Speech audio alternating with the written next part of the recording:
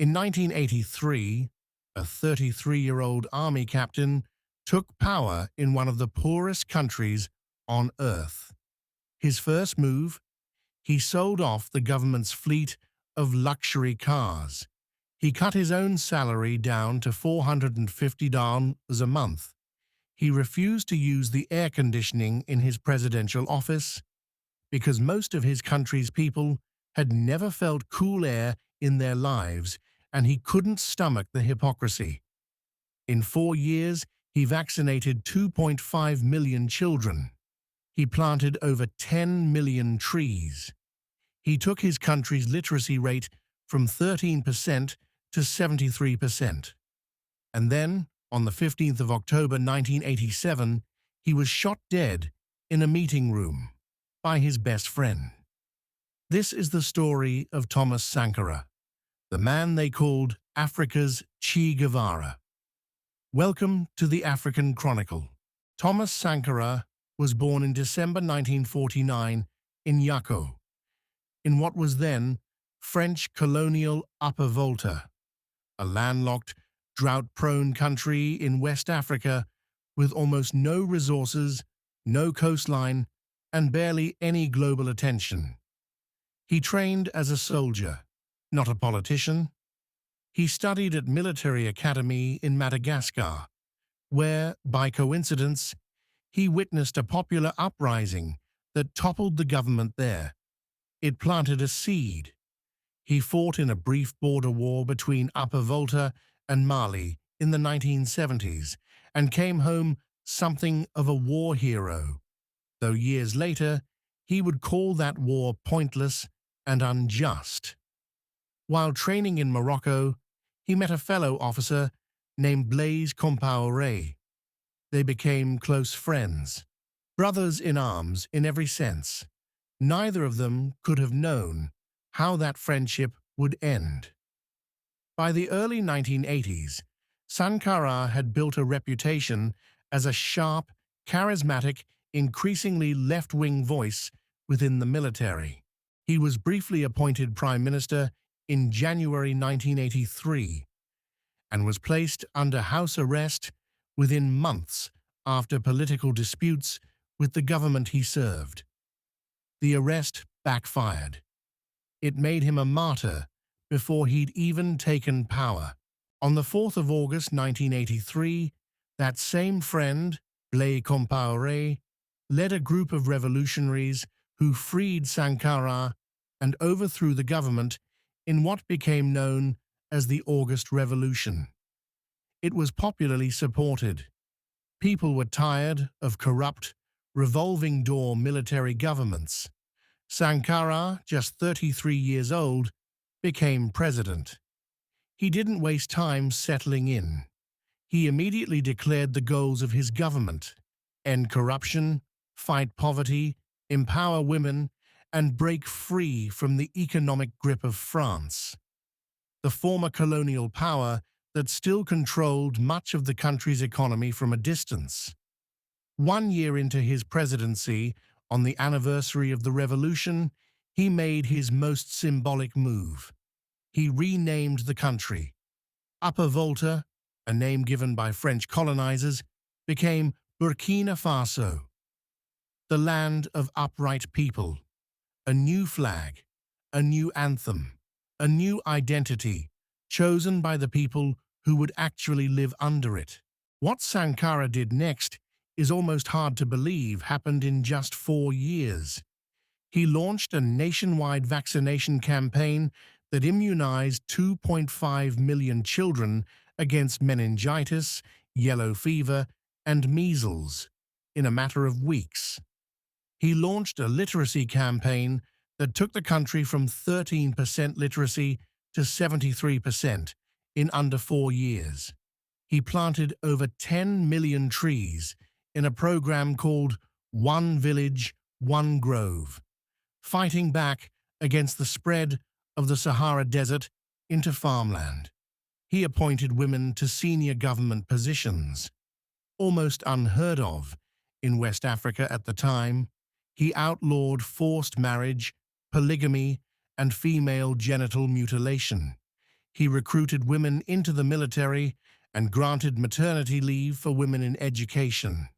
And he insisted that everyone, ministers, army officers, even himself, take part in physical labor. Building roads, digging wells. No one was above the work. He wasn't a perfect leader. His committees for the defense of the revolution, originally meant to spread revolutionary ideas and protect the government, became infamous for abuses of power. Something Sankara himself admitted was a failure. His popular revolutionary tribunals, set up to root out corruption, drew criticism from Amnesty International over arbitrary arrests of political opponents. But the core of what he built was undeniable: a self-reliant, increasingly literate, increasingly healthy nation, built almost entirely without foreign aid. Sankara's politics weren't subtle. He was openly anti-imperialist, and he made enemies of two of the most powerful institutions on earth, the International Monetary Fund and the World Bank. He refused conditional loans from both. He called Western debt a cleverly managed reconquest of Africa. He nationalized land and mineral resources, encouraged local production over imports, and pushed his people to consume what they grew rather than rely on rice and grain shipped in from Europe. In a now famous speech to the Organization of African Unity in July 1987, just months before his death, Sankara called on African nations to unite and refuse to pay their colonial-era debts, arguing that they were tools of continued domination, not genuine aid. He clashed directly with France. When French President François Mitterrand visited Burkina Faso in 1986, Sankara publicly criticized France for hosting P.W. Botha, the leader of apartheid South Africa and a notorious rebel warlord, calling both men covered in blood from head to toe to Mitterrand's face. France's response was swift.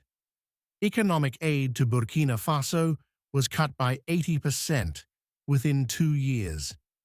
Sankara was making the kind of enemies that don't forget. On the 15th of October, 1987, Sankara was in a meeting with his cabinet. A group of soldiers burst into the room. Among them was Blaise Compaoré, his closest friend, the man who had helped bring him to power 4 years earlier. Sankara was shot dead, along with 12 of his colleagues. Only one person in that room survived to tell the story. His autopsy results, only released decades later in 2015, showed something chilling. Sankara had been shot with his hands up. Compaoré seized power that same day. Within weeks, he reversed almost every policy Sankara had built, rejoining the IMF and World Bank, undoing the nationalizations, abandoning the self-reliance model entirely. He would go on to rule Burkina Faso for 27 years. A week before he died, Sankara said something that would outlive him. While revolutionaries as individuals can be murdered, you cannot kill ideas. He was right. For decades, his name lived on in murals, in taxi stickers across French-speaking West Africa, in the memories of people who were children when he was killed. In 2014, popular protests finally overthrew Compaoré, and Sankara's memory was part of what fueled them. In 2015, his body was exhumed, and the remains weren't even his, fueling decades of suspicion about a cover-up. A long-delayed trial finally began in 2021. In April 2022, Blaise Compaoré was found guilty, in absentia, of complicity in the murder of his former best friend. He was sentenced to life in prison. He remains in exile in Ivory Coast to this day. Thomas Sankara ruled for only 4 years. He never got to finish what he started. But in a continent that has seen far too many leaders enrich themselves at their people's expense, he remains something rare, a man whose hands, by every account, stayed clean. Thomas Sankara, Africa's Che Guevara. The president who sold the government's cars, cut his own pay, and was killed by the friend who helped put him in power. This is the African Chronicle, where the stories they didn't teach you finally get told. Subscribe and stay with us. There are 1,000 more stories where this one came from. I'll see you in the next one.